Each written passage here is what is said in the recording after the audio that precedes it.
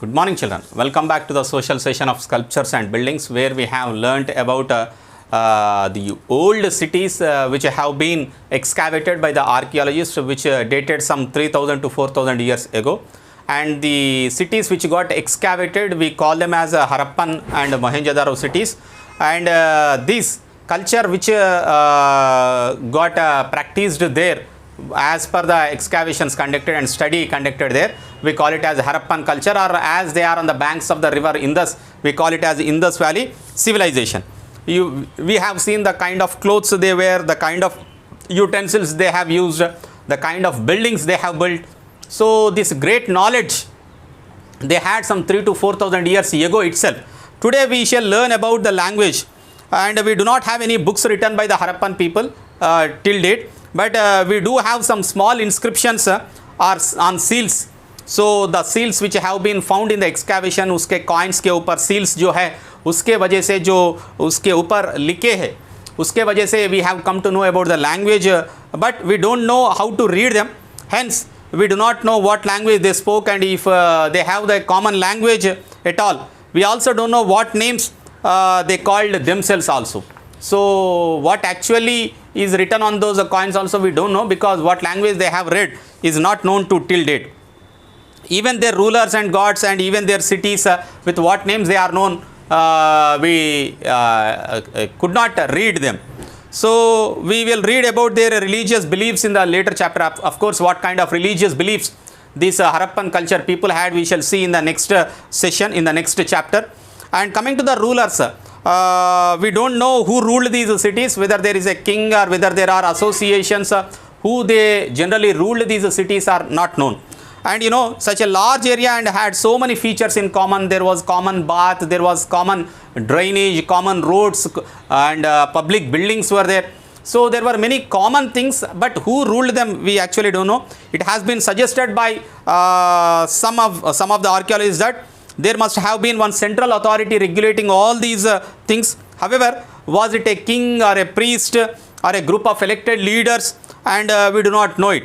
So they probably lived in the citadels. Citadels is nothing but the public buildings, regulated the life of all city dwellers of the from there itself. From those citadels only they used to control the entire city. The city dwellers mean the people who lead the life by living in cities are called as city dwellers. So their livelihood depends upon the city life. For that reason they are called as the city dwellers. So these people will be regulated only through the people who lives in this citadel. That means the public buildings. And if you look at the livelihood, there was a change in the livelihood. It appears that some 700 years after the Harappan cities developed and towns got declined. Isn't it? They only sustained for 700 years and they have been declined after 700 years. Trade and artisanal production got declined, and people moved out of these cities to the villages. In fact, some historians believe that many rivers which flowed through this area got dried up, and people further shifted towards the eastwards towards the Ganga river. So until then there was a rivers which got flown into this city, but as they got dried up, people started leaving that area and moving on to the easternwards, that was towards the Ganga region. They mingled with other farming groups and other herding people in that region. However, the great cities of the Harappan culture gradually disappeared forever to be buried under the mud, and which has been excavated recently. And they were discovered in the earlier 20th century only. And when archaeologists began a systematic study of the lost civilization, they found many important things surprising the present city dwellers or the present city planners.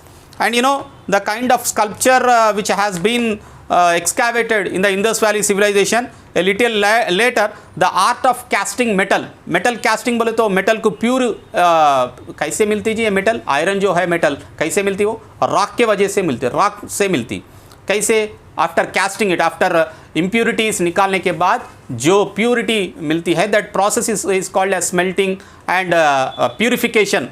So the casting metal figures spread to Maharashtra also. Somewhere some very exquisite bronze figures were found during the digging. very unique figures were found during this period. They were probably made some 3000 years ago. That means they have the knowledge of metal casting. Metal को purify करने का knowledge जो है उन लोगों को मालूम है. The next important phase of sculpture belongs to the Mauryan period, which we will see in the next class, children. That was some 2200 years ago. Mauryan period बोले तो the first monarchical rule that got started in India. We will read about this Mauryan rules, metal casting in the next class. Thank you, children.